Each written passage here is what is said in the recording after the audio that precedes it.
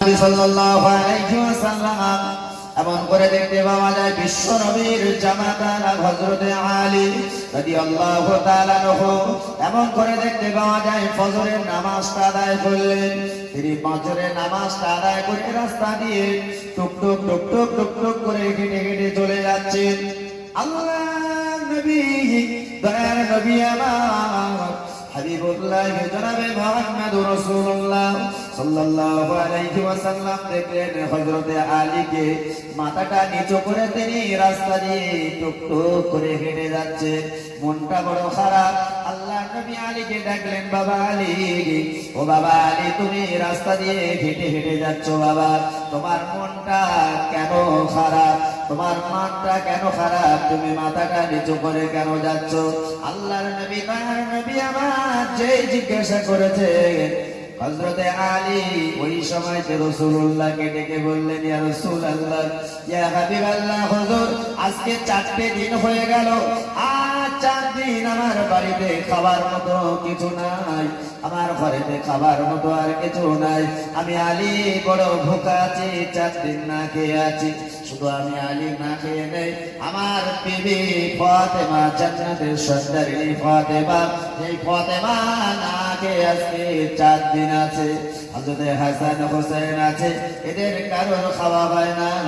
আল্লাহর নবী সহ্য করতে পারলেন না।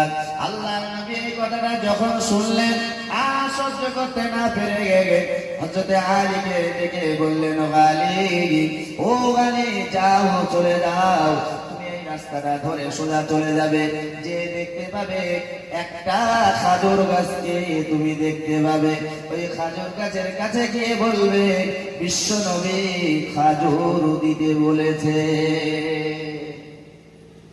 যাও, চলে যাও। আল্লাহ নবী দয়ার নবী আমার যেই বলেছেন হযরত আলী সোজা চলে যাচ্ছেন। যেতে যেতে দেখতে পেলেন ওই রাস্তা ধারে একটা খরমা গাছ, খাজুর গাছ আছে। আলী ওই গাছের কাছে গিয়ে দেখতে পেলেন আল্লাহ নবী আমার যে ঠিকানাটা বলেছেন, যে জায়গার কথা বলেছেন, ওই জায়গাতে একটা খাজুর গাছ আছে, কিন্তু খাজুর গাছে একটাও পাতা নেই। কে পাঠিয়েছে? আমরা তো অজুহাত দেই,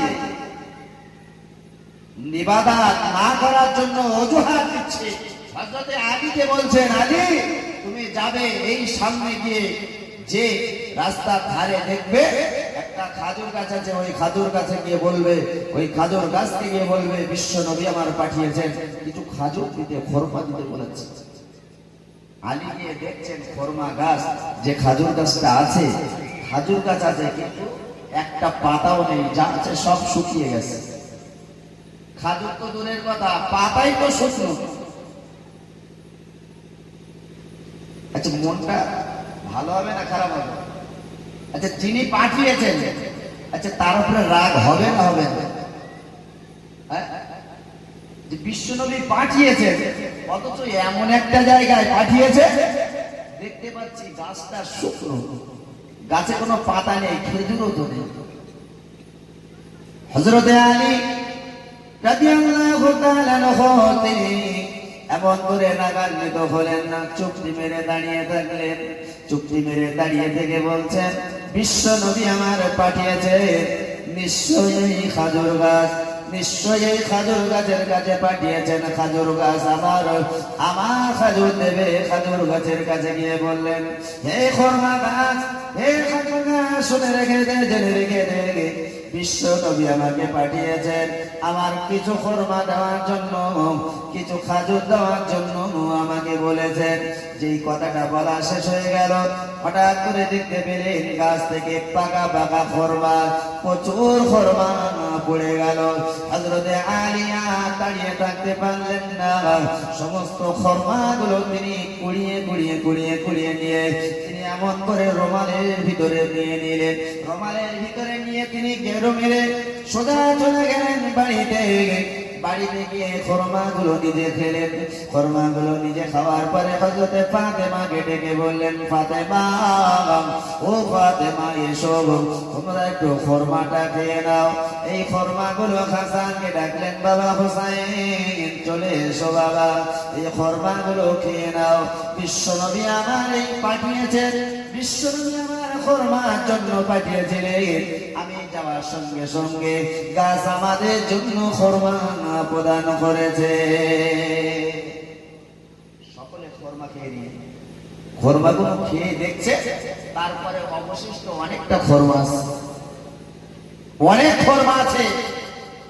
তখন চিন্তা করলো আলী, এই খরমাগুলো আমরা বাড়িতে রাখবো না, কি করবে? বলছে, ফাতেমা, আমি তোমার না কোনোদিন আশা, কোনো আকাঙ্ক্ষা, তোমার মনের তামান্না আমি কোনোদিন পূরণ করতে পারিনি। ওগো ফাতেমা, তুমি একটাবার বলো, তোমার মনের বড় আশা কি আছে? আমি আজকে খরমাগুলোকে বাজারে বিক্রি করে তোমার মনের তামান্না, মনের আশাটাকে আমি পুরো করে দেবো। একটু জোরে বলা যাবে না সুবহানাল্লাহ? আমাদের বাড়ির বিবিরা আমাদের কাছে কোনো কিছু আশা করে তো, চায় তো নাকি? হ্যাঁ, আমরা তাদের চাওয়াটাকে পূরণ করি তো নাকি? আর যদি পূরণ না করি, তার ব্যবস্থা কি হবে, তার পানিশমেন্ট কি হবে, সেটা তো আমাদের সকলেরই জানা নাকি? হযরত আলী রাদিয়াল্লাহু তাআলা নবীকে ডেকে বললেন, ও আমার প্রাণের স্বামী, আজ কয়েকদিন আমার জ্বর, আমি কিছু ভালো করে কিছুই খেতে পারি না, বাড়িতে খাওয়ার মতো কিছু নাই। আপনি যদি আমার জন্য একটা ডালিমের ব্যবস্থা করেন, একটা বেদানার ব্যবস্থা করেন, তাহলে আমার পক্ষে খুব ভালো হয়। সামান্য একটা ডালিম। আলী বলছে, আজকে এতদিন পরে সুযোগ যখন পেয়েছে, এই খরমাগুলোকে নিয়ে বিক্রি করে দেব, বিক্রি করে এমন করে বাজার থেকে নিয়ে চলে আসবো, বাজার থেকে একটা ডালিম বেদানা তোমার জন্য নিয়ে চলে আসবো। বাজারে চলে গেলেন, খরমাগুলোকে নিয়ে হযরত আলী রাদিয়াল্লাহু তাআলা খরমাগুলোকে বাজারে বিক্রি করে দিলেন। বাজারে বিক্রি করে দেওয়ার পরে বাজারে বিক্রি করে দিয়ে তিনি একটা ডালিম নিয়ে, বেদানা নিয়ে চলে আসছেন। এদিকে আল্লাহর ফেরেশতা দুইজন মিলে ঝামেলা শুরু করে দিল। আল্লাহ দুইজন ফেরেশতা ঝামেলা শুরু করে দিয়েছে। বলছে, বিশ্ব নবীর সাহাবীরা কত ভালো। একজন বলছে, কত ভালো কেন, কি করে, কি করলো তারা? বলে, তারা আল্লাহর রাস্তায় সমস্ত মানুষ যেই চায় সঙ্গে সঙ্গে তারা দান করে দেয়। যেই চায়, আচ্ছা মসজিদের জন্য আপনাদের কাছে যখন টাকা চায় আপনারা দেন? হ্যাঁ, এই মসজিদের যখন এই সম্পাদক সাহেব বলি, সভাপতি, কেশিয়ার, যারা মসজিদের পরিচালনা করে দায়িত্বে আছেন, এরা যখন আপনাদের কাছে হাত পাতে, কিসের জন্য বলে? নিজেদের জন্য চায় না আল্লাহর হস্তে, আল্লাহর ঘরকে সংস্কার করার জন্য চায়? কার জন্য?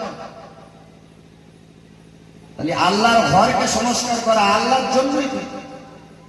তাহলে আল্লাহর জন্য যখন চাচ্ছে, হযরত আলী রাদিয়াল্লাহু তাআলা তিনি যখন বেদানাটা নিয়ে আসছেন, ওই সময় যে দুজন ফেরেশতা ঝামেলা শুরু করেছে। বলছে যে, এরা রাসূলের সাহাবারা কত ভালো, দেখছো, এরা যেই চায় সঙ্গে সঙ্গে দিয়ে দেয়। তখন আরেক ফেরেশতা বলছে, আরে ওদের আছে তাই দেয়, না থাকলে কি দিত? আচ্ছা, যাদের 4 দিন খাওয়া হয়নি তাদের কি বিশাল কিছু আছে বলে মনে হচ্ছে? আর যদি থাকতো তারা না খেয়ে থাকতো? কি না খেয়ে থাকতো? আমি আপনাদেরকে কি বোঝাতে চাইছি বুঝতে পারছেন? যে আমরা অজুহাত কি করে দেই? আল্লাহ আমাদেরকে এত দিয়েছেন, তারপরেও কেন অজুহাত দেই? আমরা কি শক্তি আদায় করতে পেরেছি? দিনে আমরা কত সাল না খেয়ে আছি, ঘর বাড়ি সহায় সম্পদ সব তো আল্লাহ দিয়েছেন, আমরা তো না খেয়ে কেউ নেই।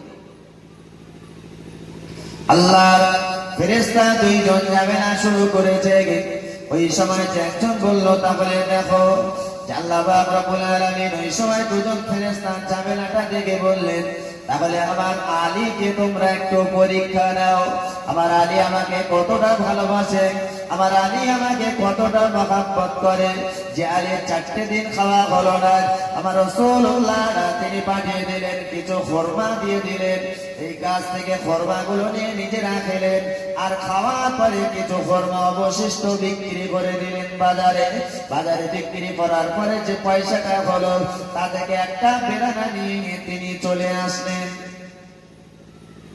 এই বেদানাটা যখন নিয়ে চলে আসছেন, হঠাৎ করে দেখতে পাই একজন বৃদ্ধা মানুষ, ভালো করে জানতে পারে না, দুর্বল মানুষ এসে হাজির হয়ে গেল। ও ভাই আলী, ও ভাই আলী, আমি বড় ক্ষুধার্ত, আজ কয়েকদিন আমার খাওয়া হয় না। আপনার কাছে যে বেদানাটা আছে, আপনি আমাকে যদি দেন, আমার ক্ষুধাটা নিবারণ হয়ে যাবে, আমার তৃষ্ণাটা মিটে যাবে। হযরতে আলী ওই সময় থেকে বলেছিলেন, ওগো বৃদ্ধ মানুষ, না না না, আপনি আমার কাছে দাবি করবেন না। আমার বিবি আমার কাছে যত আবদার করে, আমার বিবির আবদার কখনো আমি পূরণ করতে পারি না। আমার বিবির আশা বা বিবির তামান্না আমি কখনো পূরণ করতে পারি না। অনেকদিন পরে তার মনের আশা হলো, তার মনের তামান্না হলো একটা বেদানা। তাই আমি বেদানাটা নিয়ে যাচ্ছি, এতে তুমি আশা করো না, তুমি আমার কাছে এটা দাবি করো না। ওই সময় ওই বৃদ্ধ মানুষটা বলেছিল, ও আলী, আল্লাহর রাস্তায় তোমার যে বেদানা আছে, ওটা আল্লাহর রাস্তায় তুমি আমাকে দান করে দাও। যদি বলা যাবে না সুবহানাল্লাহ, জানি তোমার কাছে যে বেদানাটা আছে, তুমি আল্লাহর রাস্তায় ওটাকে আমার কাছে দান করে দাও। আর যেই বলেছে আল্লাহর রাস্তায় দিয়ে দাও, তখন বলছে আমি তোমাকে দিতে পারি, তবে অর্ধেকটা, এরপরে আর দাবি করবে না। এই অর্ধেকটা তুমি নাও, আর অর্ধেকটা আমার ফাতেমার জন্য নিয়ে যাব। আমার ফাতেমার আজ কয়েকদিন জ্বর, সে কিছু খেতে পারে না, বাড়িতে খাওয়ারও কিছু নেই। আজকে ফাতেমার জন্য আমি একটু নিয়ে যাব, তুমি যেন দাবিটা আর করো না। প্রত্যেকটা কাটলেন, প্রত্যেকটা কেটে বললেন, আলী, ও আলী, তুমি একটু দাঁড়াও, তোমার পাশে বসে বসে আমি এই বেদানাটা একটু খাই। বেদানাটা তিনি বসে বসে খাচ্ছেন আর বলছেন, আলী রে, বেদানা এত সুস্বাদু, বেদানা এত সুন্দর, বেদানাটা খেয়ে আমার অর্ধেকটা কলিজা ঠান্ডা হয়ে গেল। ও আলী, তুমি আছে অর্ধেকটা আছে, ওই বেদানাটা তুমি আমাকে দিয়ে দাও, ওই বেদানাটা তুমি আমাকে দিয়ে দাও। আলী, না না না না, ও আল্লাহর বান্দা, তুমি আমার কাছে দাবি করো না। আমার ফাতেমা কয়েকদিন খাওয়া হয়নি, আমার ফাতেমা আমার কাছে কোনোদিন চেয়ে বসেনি, কোনো কিছু আমার কাছে আশা করেনি। আজকে বড় মুখ করে আমার কাছে বেদনা চেয়েছে, আজকে তুমি যদি আমার কাছ থেকে নিয়ে নাও, আমার ফাতেমা খেয়ে থাকবে। বলছে, ও আলী, তুমি আল্লাহর রাস্তায় ওই অর্ধেকটা ভাগে দিয়ে দাও। যে আল্লাহর রাস্তায় আল্লাহকে দোহাই দিয়েছে, সঙ্গে সঙ্গে ওই অর্ধেকটা বেদানা ওই বৃদ্ধ মানুষটাকে দিয়ে দিলে। আর একটু জোরে বলা যাবে না? আজকে আমরা দেখতে পাই, আজকে আর কয়েকদিন তো বাদ, আর কয়েকদিন বাদেই তো আমাদের সামনে আসছে পবিত্র রমজান মাস। এই রমজান মাসে আল্লাহ এত মর্যাদা দিয়েছেন, আমরা ইফতার করি, আমরা অনেকে ভালো মন্দ ইফতার করি। অনেকের বাড়িতে আমরা দেখি যে তারা সামান্য ছোলা দিয়ে একটু মুড়ি, এই শুকনো মুড়ি আর একটু ছোলা দিয়ে ইফতার করি। অনেকে আমরা এমন এমন ইফতার করি, বাড়িতে এমন এমন টেবিল সাজিয়ে রাখি, সামনে প্লেটে সাজিয়ে রাখি, দেখতে পাই যে তাদের এই টেবিলে সাজানো ইফতার গুলো আমরা অনেকে খেতে পারি না, নষ্ট করে ফেলে। কি এমন মানুষ সমাজে আছে না নেই? হ্যাঁ, প্রচুর মানুষ আছে, কিন্তু কত মানুষের খাওয়া হয় না জানেন? আল্লাহ ফেরেশতারা দুজন যে ঝামেলা করছিল, তারা আসলেন, তারা এসে পিঠ দোষে যে হযরতে আলী রাদিয়াল্লাহু তাআলা ওর কাছে চাইলেন, এই বেদানাটা তিনি দিতে প্রথমে চাননি, যে আল্লাহর হস্তে চেয়েছেন সঙ্গে সঙ্গে দিয়ে দিলেন। প্রথম অর্ধেকটা দিয়ে দিলেন, তারপরে দিতে রাজি হলো না, আবার যে আল্লাহর হস্তে চেয়েছেন দিয়ে দিয়েছেন। তিনি দেওয়ার পরে মনটা খারাপ করে সোজা বাড়িতে চলে গেলেন। মনটা খারাপ, ফাতেমার সঙ্গে তিনি কথাটা বলছেন, বলে নিজেরা ঘরের মধ্যে মনটা খারাপ করে আছেন। আল্লাহর নবী, দয়ার নবী আমার, তিনি এমন করে মসজিদে নববীতে বসে আছেন সাহাবায়ে কিরামদেরকে নিয়ে। তিনি এমন করে যখন বসে আছেন, আল্লাহ পাক রব্বুল আলামিন এই দৃশ্যটা দেখে এত পছন্দ হয়ে গেল। আল্লাহ পাক রব্বুল আলামিন জিবরিলকে ডেকে বললেন, ও জিবরাইল, দেখেছো আমার আলী আমাকে কতটা ভালোবাসে, আমার আলী আমাকে কতটা মহব্বত করে, আলী আমাকে কতটা মানে, আলীর বিশ্বাস আমার উপরে কতটা, যে যেই আমার নাম করলে সঙ্গে সঙ্গে আলী সব বেদনাটুকু দিয়ে দিল। জোরে বলুন সুবহানাল্লাহ। ওগো জিবরাইল, যাও চলে যাও, আর দেরি করো না, তুমি জান্নাত থেকে 10টা বেদানা নিয়ে যাও। এই 10টা বেদানা নিয়ে আমার রাসূলুল্লাহর কাছে চলে যাও, আমার মুহাম্মাদের কাছে চলে যাও, আমার হাবিবের কাছে গিয়ে বলো, এই পুরো ঘটনাটা খুলে বলবে। এই 10টা বেদানা যেন আলীর বাড়িতে পৌঁছে যায়, কারণ আলী আমাকে বড় দৃঢ় বিশ্বাস করে, আলী আমাকে ভালোবাসে, তাই তার প্রতিদান হিসাবে একটা বেদানা দিয়েছে বলে আমি তার জন্য 10টা বেদানা, জান্নাতি বেদানা তার জন্য দিয়ে দিলাম। আর একটু জোরে খাবে।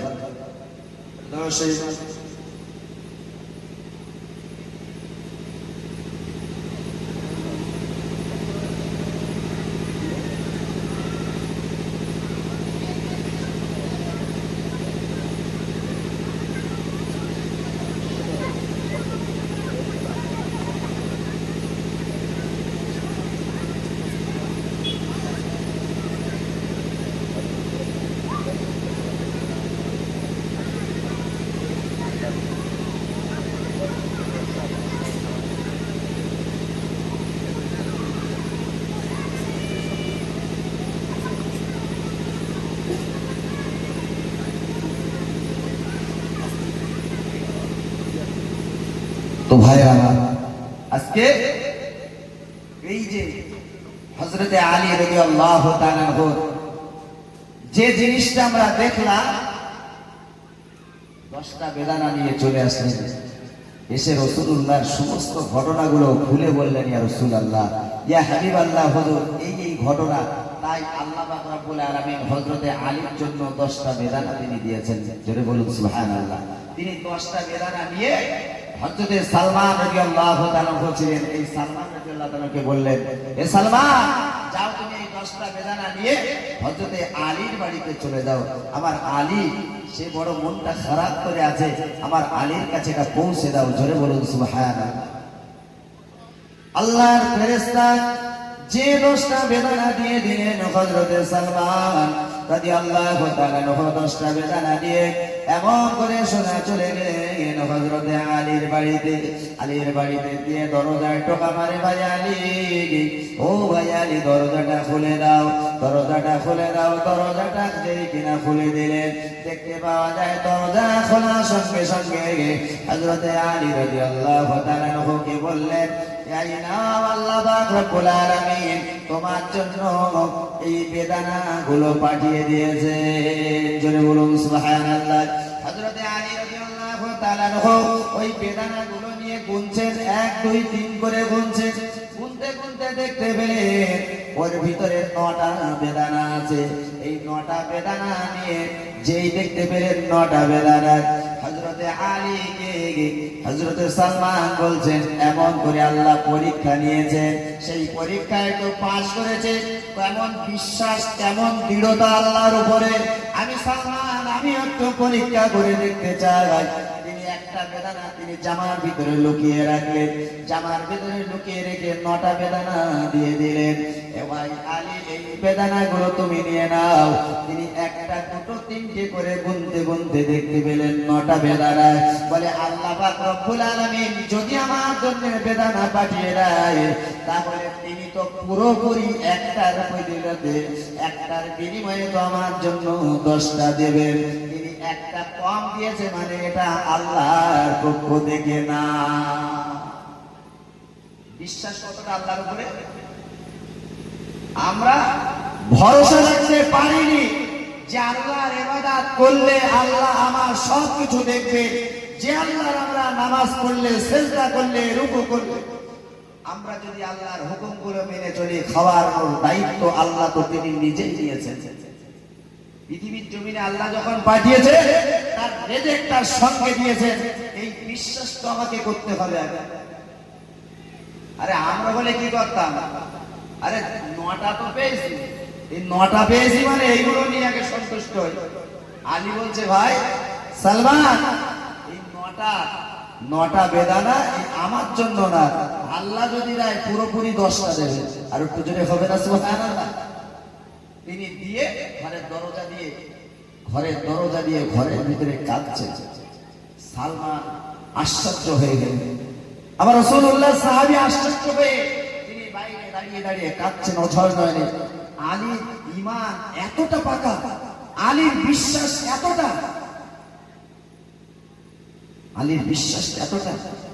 তিনি চিন্তা করে আবার ঘরের টোকা মারলেন, ভাই আলী দরজাটা খোলো ভাই।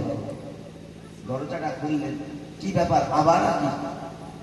বলে ও বাবা আলী, ও বাবা রাসূলুল্লাহর জামাতা আলী, আল্লাহ পাক রব্বুল আলামিন তোমার জন্য 10টা বেদনা দিয়েছিল, কিন্তু আমি তোমার ঈমানটা কতটা পাকা, তোমার বিশ্বাসটা আল্লাহর উপরে কতটা আছে, তোমাকে একটু পরীক্ষা নেওয়ার জন্য একটা লুকিয়ে রেখেছিলাম। যদি বলা যাবে সুবহানাল্লাহ। তো ভাইরা আমার, আজকে আমরা সেই বিশ্বাসটা যদি রাখতে পারি, তাহলে আমাদের জীবনটা পরিবর্তন হবে। যেটাই আমরা করি না কেন, আমাদের এটাই মনে রাখতে হবে, আল্লাহ যখন পৃথিবীর জমিনে আমাকে আপনাকে পাঠিয়েছেন, আল্লাহ আমার আপনার রিজিক দিয়েই পাঠিয়েছেন।